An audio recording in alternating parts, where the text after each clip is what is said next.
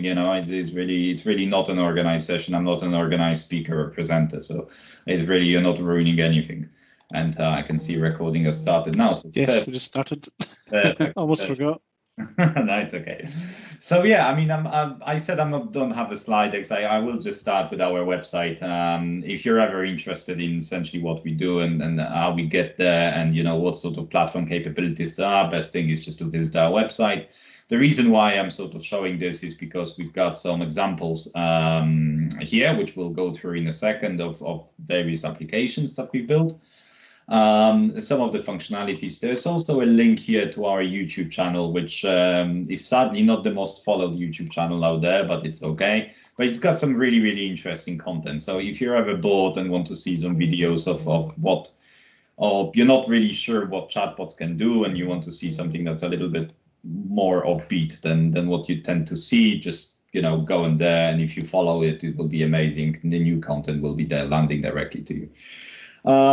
Right, so without further ado, CRM Bot as a platform, what it really is, it's I don't like, I use this comparison, it's not really that good, but it's almost like Click Dimensions are to email marketing what CRM Bot is for conversational AI. What I mean by that is that it's native it's an extension to native D365 or Dataverse or Common Data Service that sits and allows you to build your application directly within the system you're operating from.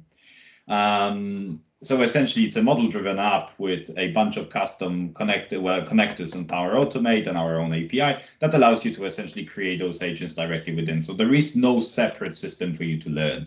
So the type of experience you can expect is you've got essentially a model-driven app that you open, and then you have a bunch of agents. And in those agents, in each agent, you can define your intents and entities and parameters that allows you to steer the conversation around. And then you've got the secondary part of it, which is the Power Automate bit, which is the fulfillment. So the cleverness around what the chatbot is capable of doing and parsing and understanding, that all comes from fulfillment, and that's all handled in Power Automate. So if any of you ever used virtual agents, it's pretty similar, but there is no additional interface like you've got with Power Virtual Agents. And because the fulfillment is done entirely in Flow or in Power Automate, you have basically a little bit more capability than you do with the Microsoft offering. So, okay. So, I mean, there are some more added elements. There's some added elements here in terms of technology, but I really don't want to turn this into being a super technical session. So if you have any technical question in terms of how it works, how it all helps, what is holding it all up together, please ask me. Otherwise, I'll just jump into and start showing you some stuff. Okay, so let's start with our sales bot. So this is an example of you guys can still see my screen, right? Sorry, just checking. Yep, I've got it. Yep, cool. So yeah, so this is a example of a React-based front-end application that's hosted on Azure. And why it's important that I say that it's a React-based custom application is that this is not a widget that sort of, you know, it's not an iframe, it's a proper React application. It can be styled and customized in any shape or form you want. It's usually, it's basically in this case taking essentially a bootstrap from our website. So if we change the styles on our website, this would change the styles of this control. And we've got, you know, stuff like, additional capabilities like sending media attachments, etc. Now, from this application, what can you do? You can, of course, ask questions, and you know that's to be expected. But what you can also do is you can go through some of the pre-filled paths. So if you say that, you know, I'd like to free chatbot prototype, for example, you get this sort of landing page where, you know, you can obviously go and speak to us and can get signed up for a prototype. That's okay. But if I just want to click on find out more, I can then just say get free trial. And here we've got an adaptive card form. So in the online front end, we can build adaptive cards. So this is the Microsoft adaptive cards. It's fantastic technology. If you've not used adaptive cards, I really recommend you check them out. They're super useful, not only for Teams, but also for web-based interfaces, as you see here. And you can submit all of this stuff, and after you submit, it takes you to our Calendly page. But the bottom line is that you get these sort of interactive forms. You can also intelligent. You can also ask us questions, and the way we answer those questions is we've not actually, can you imagine the pain of trying to fill that in for like 200, 300 questions? So we're actually using Q&A Maker, which is a great Microsoft product for building basic FAQ sort of interfaces. It allows you to do stuff like emojis and embed videos and embed links. It's pretty much free, or it's next to free. I think the first 50,000 transactions are free or something like that. And I really do recommend it for basic scenarios. And we integrate with Q&A Maker, as you will see if I open the sales bot, which is the bot chatbot we're just looking at. We essentially have a knowledge base adapter, which allows you to put in your API key, etc., and the knowledge base ID, and you connect to an agent. And that essentially means that you can ask hundreds of questions. It also means that we've got something called small talk enabled, which means that the bot is essentially witty. Well, it's not really witty, but it's very difficult to break it. Like most people say, like, oh, I'm going to say some rubbish and it's not going to know to respond. Well, with this one, it actually does know how to respond. So, I mean, whatever you say, and I don't want to boo. I don't want to start saying some rude examples, but you can actually pretty much put anything here, and it will sort of have meaningful response. So it is, what's your name? You see that teaser, and this is nothing special, but I mean it's nice that essentially you cater for those, and obviously you can collect this as feedback from users, and if you find that people are asking something meaningful and getting this sort of smart as a response, you can actually do something about that. What's really also quite cool is because we're using, this is our own proxy that sort of sits in between the Microsoft Q&A Maker and the front end you see here, you can seamlessly swap languages. So instead of asking how are you, how are you, I'm going to ask the same question in Polish, jak się masz? Or I don't know, wie heißt du? I don't know. I don't know that many other terms, but you can pretty much get the same, and this is not perfect translation. Of course, you can adapt the translation to be a lot more clever and customized. But bottom line is that out of the box, this product will essentially try to pass content through every known language to Google Translate and actually arrive with your answer and then translate it the other way around. So yeah, but by itself, it's not really that amazing. Omnichannel does it as well, but we combine it with Q&A Maker, and you've got very, very capable FAQ interface. So yeah, so I mean, I don't really have any more interesting stuff to talk about in terms of when it comes to our sales bot, but do give it a go if you want to see for yourself what it does, and if you've got any questions, you can also try asking them there. Okay. Let's move on. So what's next? So what we'll cover next briefly is an example of a chatbot that I've just recently built. Well, actually, let me just see. Do I want to carry this one next? Maybe not. Let's save that one for later. Let's go through the CRM Bot Community. So this is actually going to be demonstrated yet again during the Scottish Summit. It's our free chatbot, community chatbot that we host on GitHub, where everybody can download and install and start using. But it's essentially a sales enablement tool for the D365, working with teams. I've been improving it slightly, and I just wanted to essentially give you a bit of a sneak preview ahead of Scottish Summit in terms of where we will still be working on some more features. But for now, I mean, I assume most of you, if not all of you, never seen this, so I'm going to start from scratch. So this is a chatbot that, if I actually go to the case management app, just to demonstrate how this works. So I've got a model-driven app with some example data from Microsoft, and I've got essentially some contacts and some cases, and nothing really that special.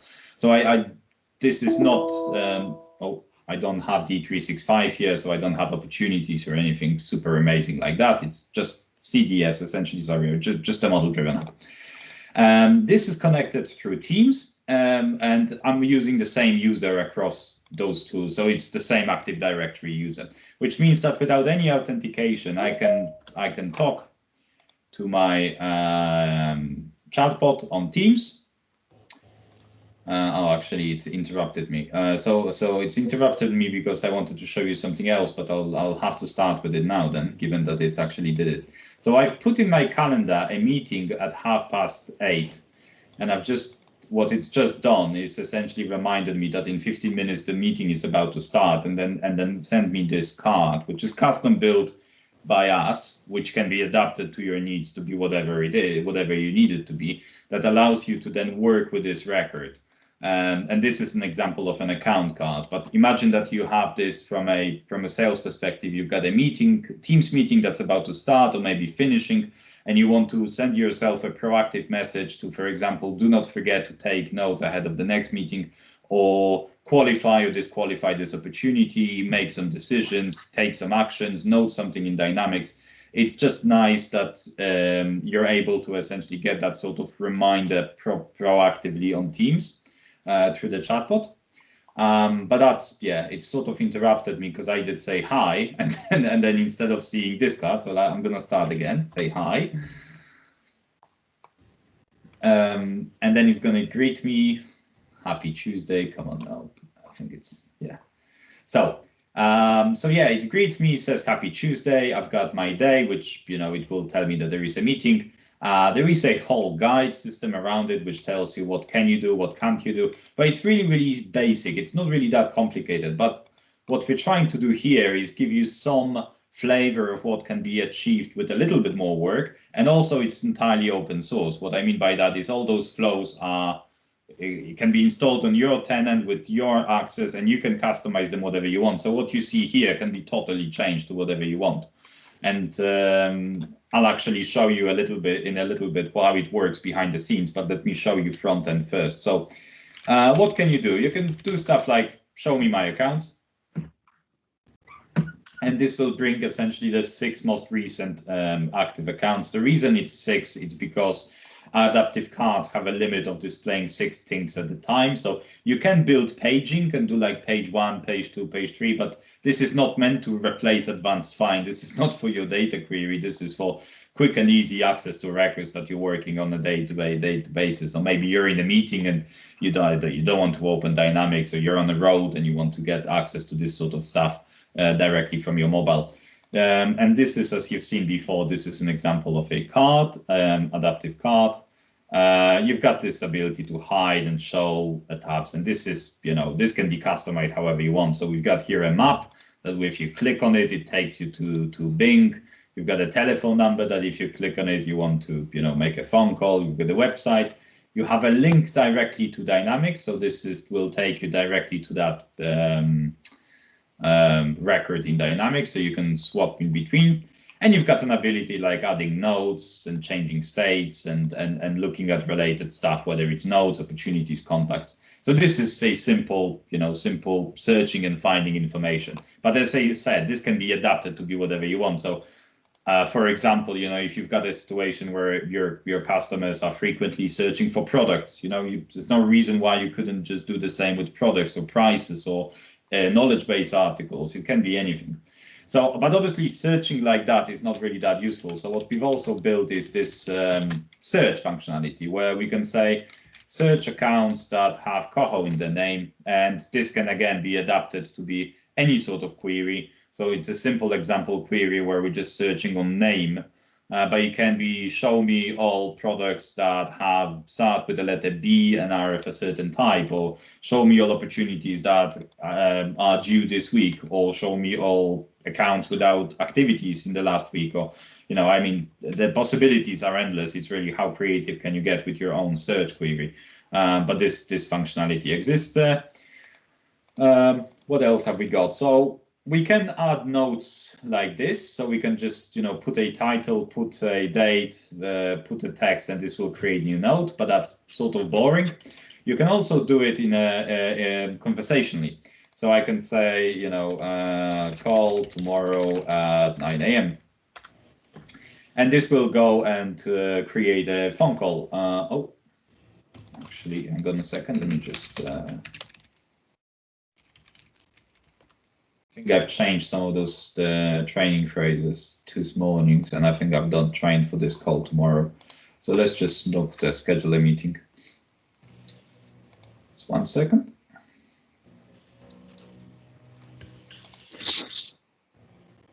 Let me just cheat a little bit and have a look at what it actually says, because I do forget what I've changed it to now.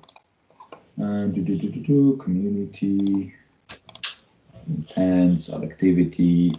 Let's just look at some of these examples that we're using here. Okay, yeah, I just, let's say, called you to discuss pricing. Call next Tuesday, 5 p.m. to discuss discounts. And you see, you can be really quite sloppy in terms of, you don't need to specifically say date, time. You can do next Tuesday, Wednesday, whatever, and then you can do however you want to describe it. And now the activity is added. So if I open Coho Winery link again,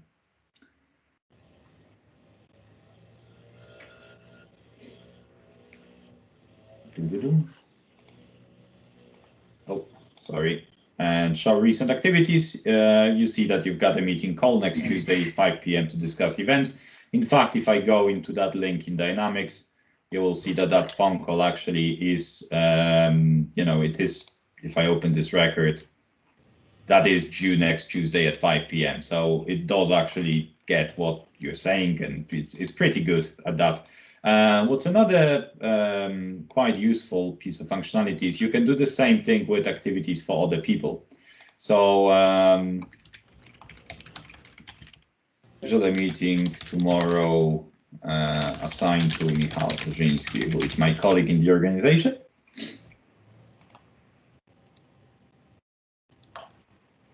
Let's just hope it works, and it did. So now if I go back into my account, you will see that he's got an actual appointment which is assigned to Michał.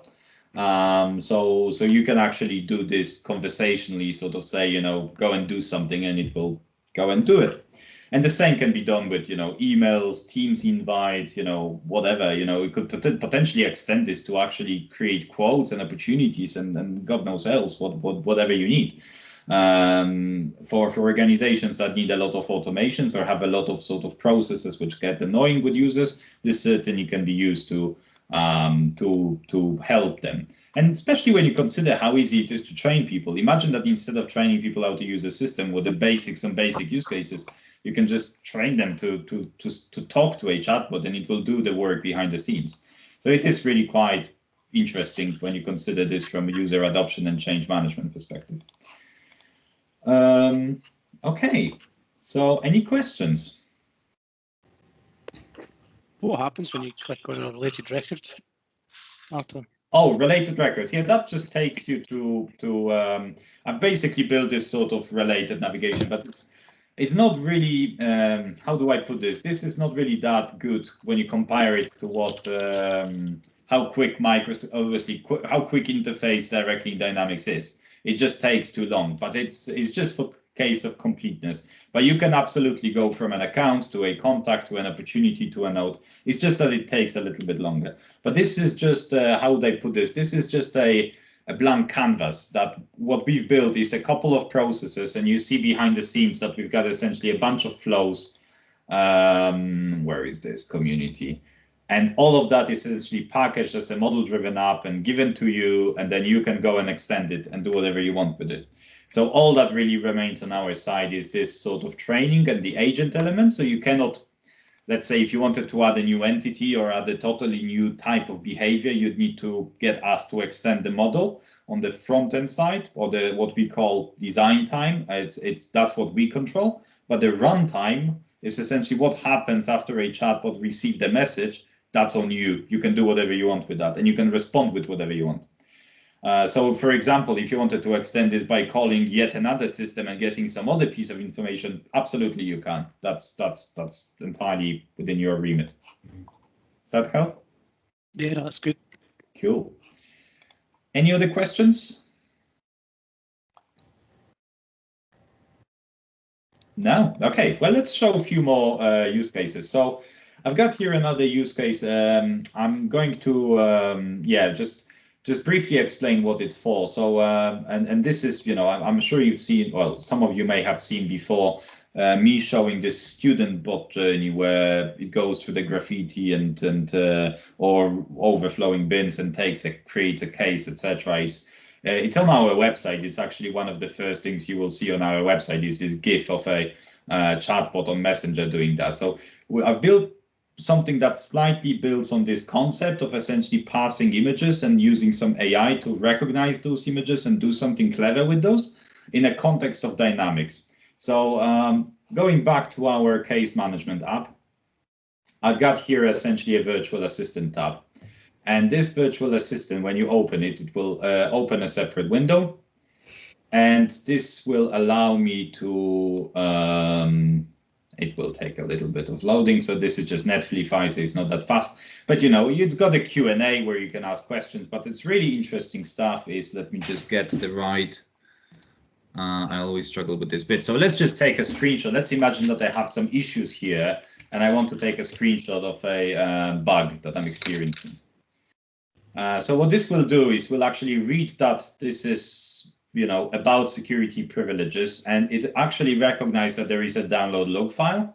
So it now encourages you to send the log file.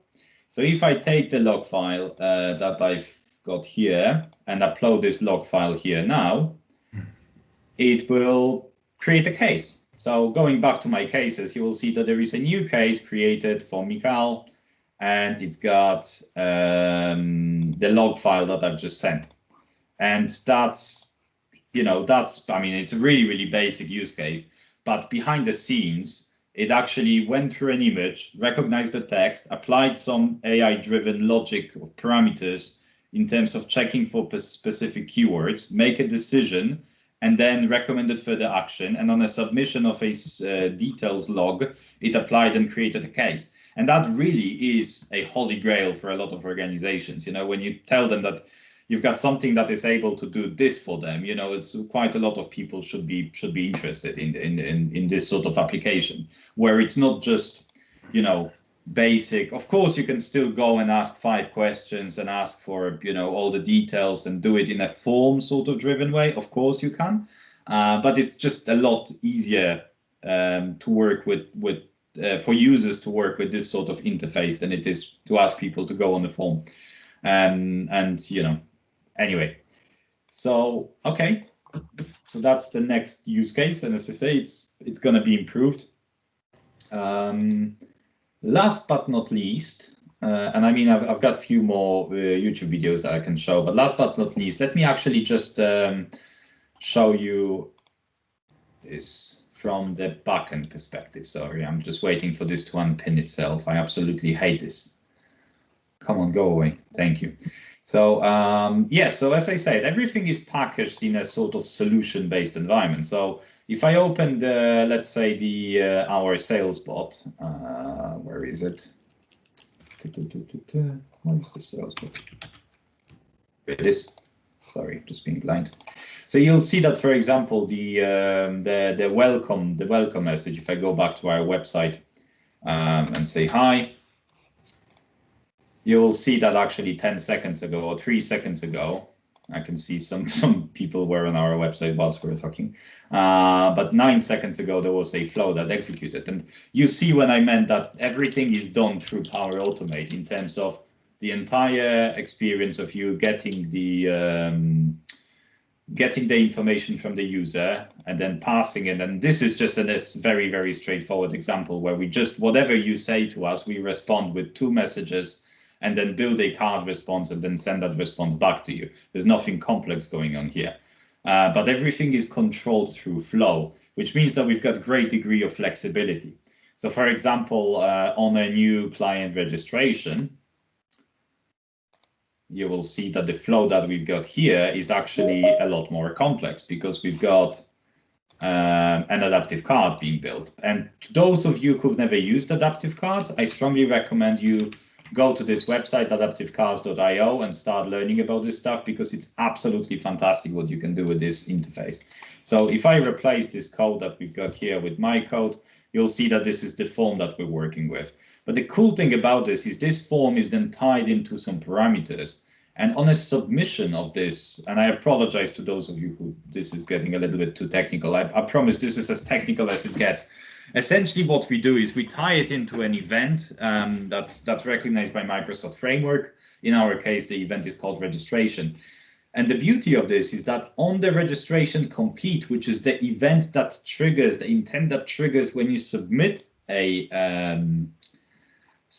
the form, we pass the JSON and we get those objects in. So we actually get all the, so we are able to, you can build a form with, let's say, 20 questions, and you can pass all of them as a parameters to the next trigger, and for example, use them to create a record in Dynamics or do whatever else you want. And you see here, we've got essentially something that just passes those images and then checks if there is something missing. If it's missing, I respond one way. If it's not missing, it responds in a different way, etc.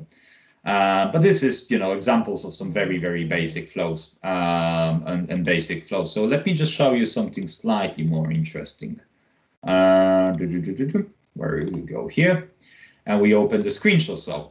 So this is the flow that a second ago we were looking at. I submit a screenshot and it analyzes what sort of image it is. So this is how it does it. There is no secret, there's no magic.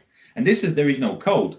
So we've wrote obviously a lot of code behind the scenes to make it happen, but you do not need to know a single line of code in order to do this stuff. You can just use Power Automate.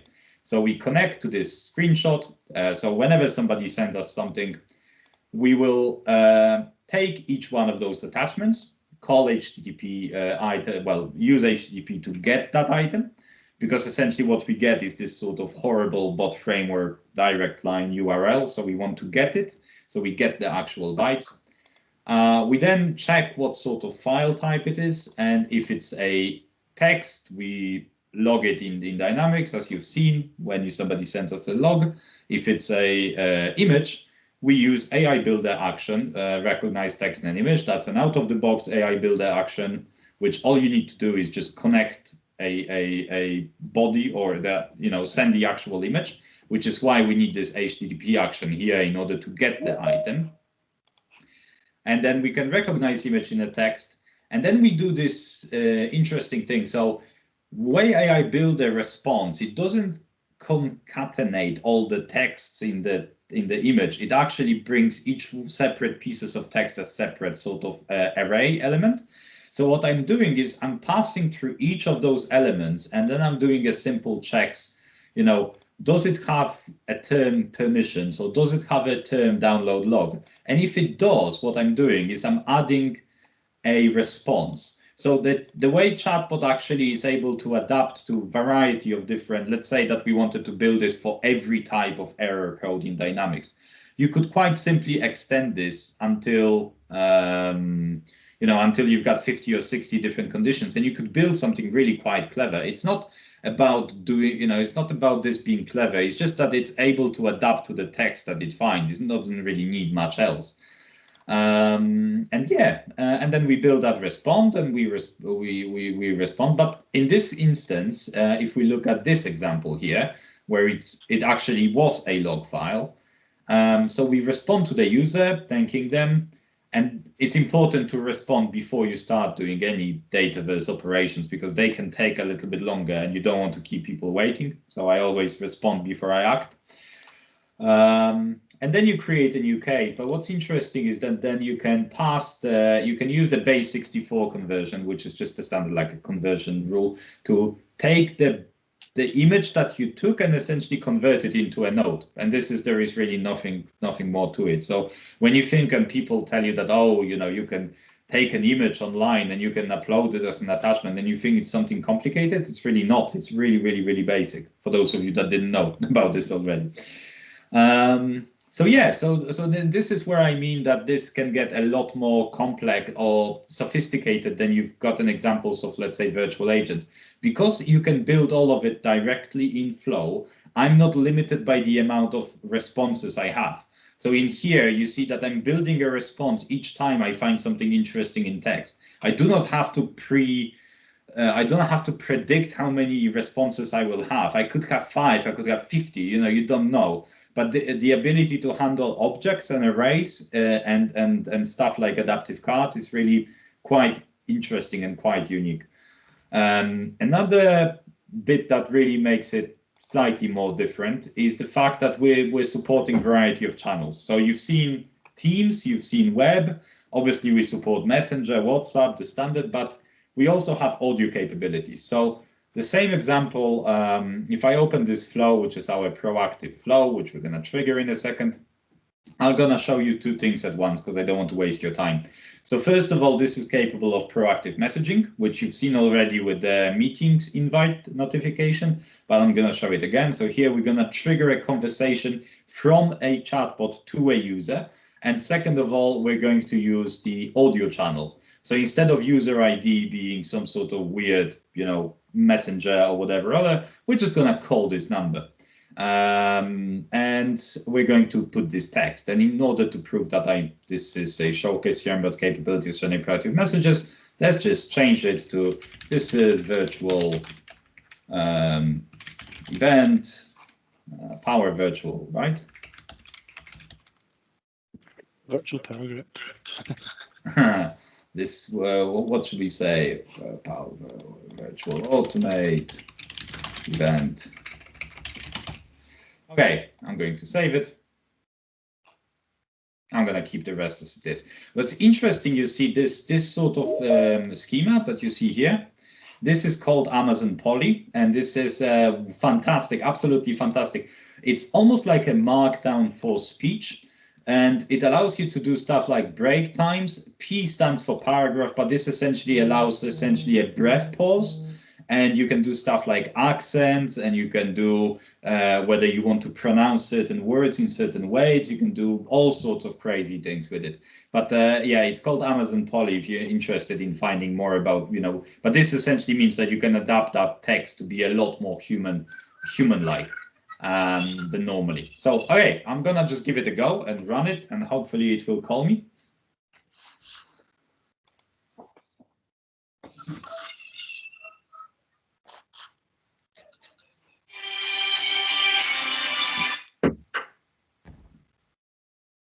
Oh. You can use it to simply call your customers when an important business event occurs. For example, as a car rental company, you can decide to phone your customer if the car is late for collection.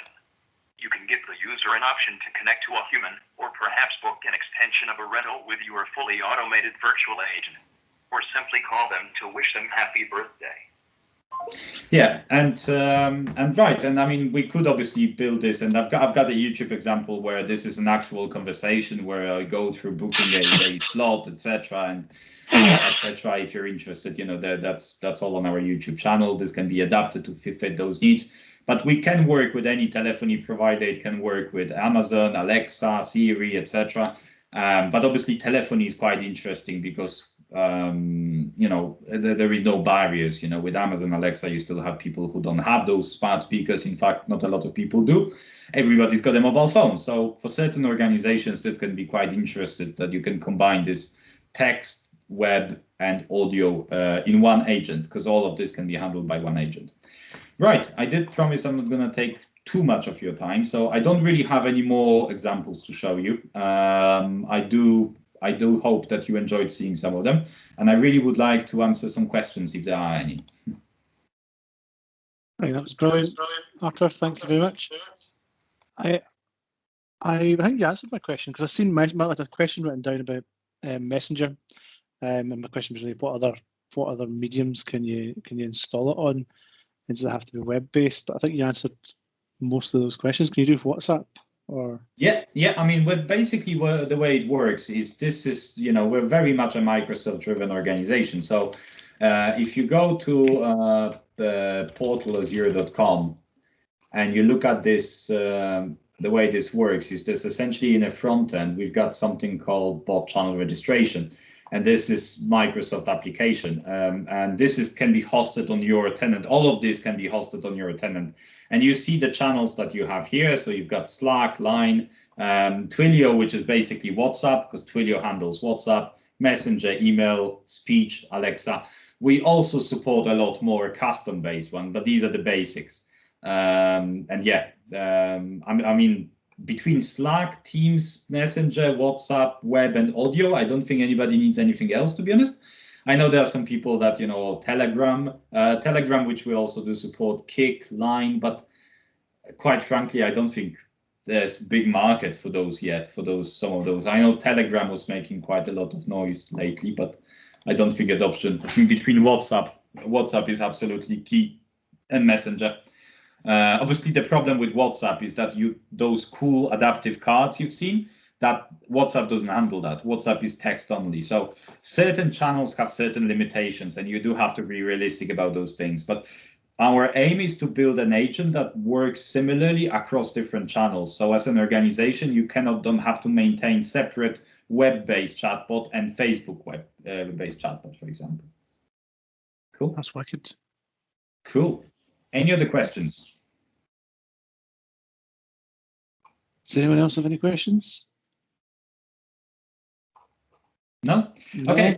Oh, maybe there will be some. I'll just finish this by thanking you once again for your time and saying that if you do feel that you may have some questions or you do want to talk to us about anything, we're actually we're very keen to talk to organizations that are potentially interested in this technology. We realize it's all new to everybody, and the way we try to approach this is we will work with you to get a prototype working with no obligations whatsoever, free of charge, and we'll work to up to 7 days without any commercial agreement whatsoever, just to get your idea into a state that can be presented to your decision makers, whoever that may be.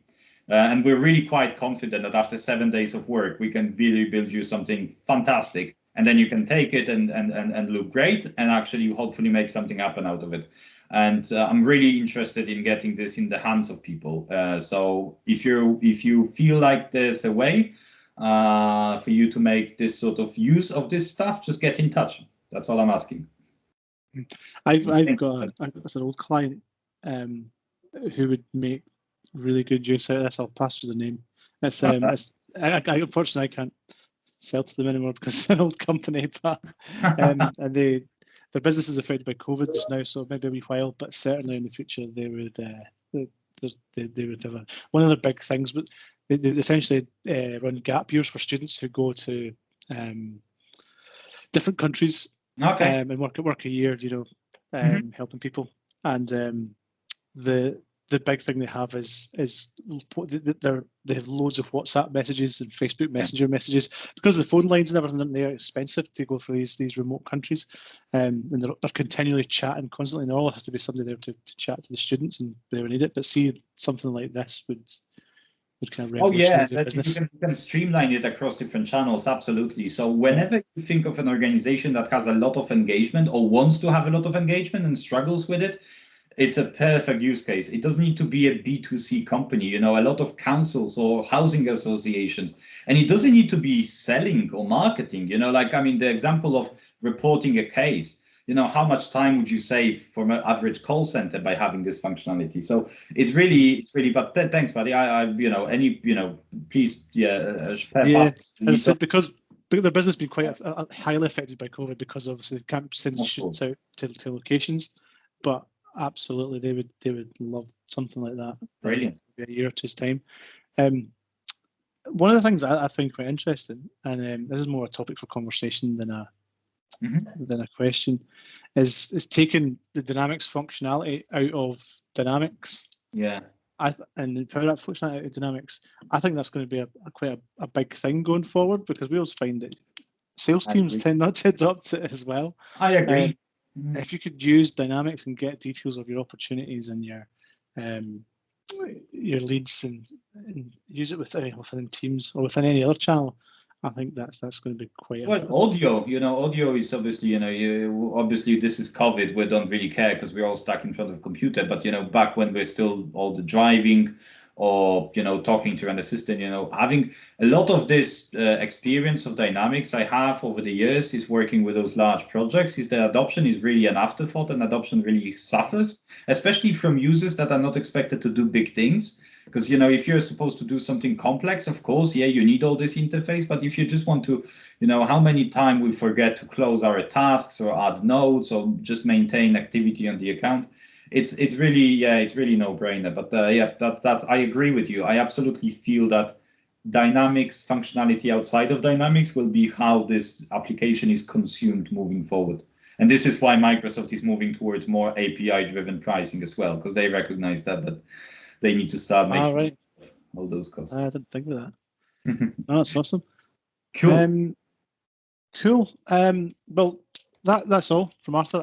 I'll show you some. I'll just do it now to the next events. I'll just share my screen and we'll go through them if no one's got any more questions. Let me just share my screen.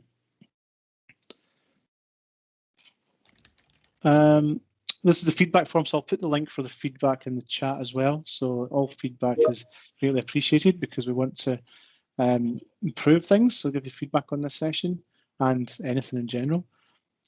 Next up, next week, is business process flows. So Power Apps Nights, we'll look at business process flows, what they are, how to use them. I'll give you my opinion of them, which can sometimes be quite controversial. And what happens in the background. So it's not just a flow that runs on the record. There's something that happens in the background with business process flows too, and you need to know that if you're building flows around business process flows. Then we've got Matt Collins-Jones back. He's changed his date next month, so he's coming back on the second week of March. I think we're all going to be quite burnt out after Scottish Summit, and I'm giving him a week off. So he's coming back on the 9th of March for the flow surgery. And then on the 16th of March, our open forum. So next month, we're doing an intro to Power BI. This is one that was requested around the Christmas time when I asked for some topics to cover. And it's not a deep dive into Power BI. It's an introduction into Power BI. So what it is, how to use it, how to create dashboards, and we've actually got a special guest coming to present that one as well, and it's Laura Graham Brown. So she's a Microsoft Business Apps MVP who specialises in Power BI. So she's going to be coming along and giving up her time to teach us about it. She has promised that there will be Lego and homework, so I'm really interested to see that. And that's it from us tonight, unless anybody has any other comments. Loads of good feedback in the chat by the looks of it, Artur, which we expect. Thank you, everybody. I really appreciate it. What just again, I'm keeping you a wee bit longer. What sort of, so as a customer, what sort of license do we need? Do you obviously need a Power Apps license? Yeah, I mean, from a pricing, it's always this difficult, right, to talk about, especially because it all depends on the scale of the organization. We're sort of aiming to be about, well, I don't like to rub it in, but we're about 4 times cheaper than virtual agents on the basic license. But then it all depends on how many sessions you run, because obviously this thing has cost behind the scenes. But bottom line is that the pricing should not be a consideration, in a sense that this is the aim of this is to save costs of having manual interactions, transactions, and we're at the stage where we're looking for engagement. I seriously don't think pricing should be stopping you, and there isn't like a huge uptake up front as well with our free prototype offer.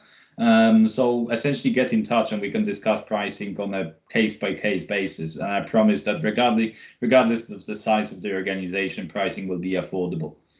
It just obviously will scale up depending on the amount of sessions. So, if you're running 1 million sessions a month, especially with audio is very expensive because it's just Twilio costs. So you're just passing the costs along. But yeah.